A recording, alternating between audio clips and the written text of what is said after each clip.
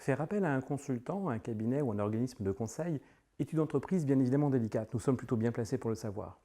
Comment le sélectionner? Comment vous assurer de disposer du meilleur prestataire, celui qui sera à vos côtés et répondra à toutes vos attentes? Il n'existe pas de réglementation dans cette profession, pas de label ou pas de guide unanimement reconnu. Enfin, pas encore. À même prestation, les offres peuvent ainsi s'échelonner sur des durées proposées et des tarifs variant dans un facteur de 1 à 5. Alors comment le choisir? Voici les 5 erreurs à ne pas commettre. Ne pas l'engager sur des résultats. Longtemps, le débat sur l'engagement de moyens ou de résultats a animé notre profession. Mais simplifions les choses tout de suite. Un consultant qui n'ose pas s'engager sur un résultat, avec certainement quelques responsabilités claires qui vous appartiendront, n'a soit pas assez d'expérience, soit déjà pas mal d'arguments sur lui pour vous expliquer que c'est pas si simple, mon bras, vous comprendrez bien que les délais prévus ou les objectifs étaient irréalistes à la base. Stop, c'est qui le client? Vous ne l'accepteriez que difficilement d'un collaborateur, alors pourquoi prendre ce risque avec un consultant? En résumé, un bon prestataire s'engagera sans hésiter sur des résultats et aura ainsi au moins autant d'intérêt que vous à les atteindre. Imposez donc cet engagement de résultat sur des critères précis dans le contrat. Ne pas arrêter une charge et un tarif fixe.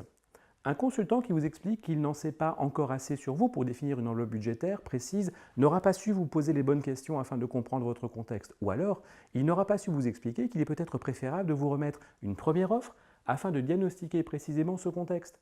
De même, un consultant qui vous a vendu 10 jours d'accompagnement et qui n'a pas terminé après le double en vous expliquant à quel point la situation est plus complexe, et le mérite, risque fort de vous facturer encore pendant des années sans jamais atteindre l'objectif.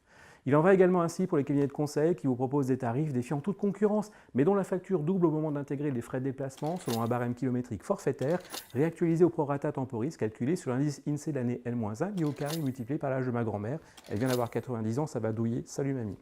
Bref, un consultant de confiance aura l'expérience pour vous remettre une enveloppe budgétaire ferme, sans variable, éventuellement assortie de conditions légitimes. Demandez une enveloppe ferme incluant des frais de déplacement et charges annexes. Et sérieusement, faites fi des demandes de remise et négociations tarifaires avec les consultants sérieux. Un bon cabinet de conseil sera juste dans ses offres parce qu'il sera à l'aise dans ses compétences. Il ne vous offrira pas un rabais de 15,5%, un tapis gréco-breton, une paire de skis et un couple de perroquets albinos à la signature. Ne pas recueillir les preuves objectives de compétences. On attaque là un tabou.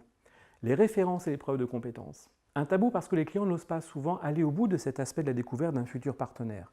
Paradoxal lorsque l'on compare le temps qu'il faut et le coût de la prestation qui serait achetée. Un consultant qui ne vous livrerait pas les références de plusieurs clients assortis de leur numéro de téléphone et la possibilité de les joindre aura soit très peu de clients et très peu de succès affirmé, soit de piètres relations avec ces derniers.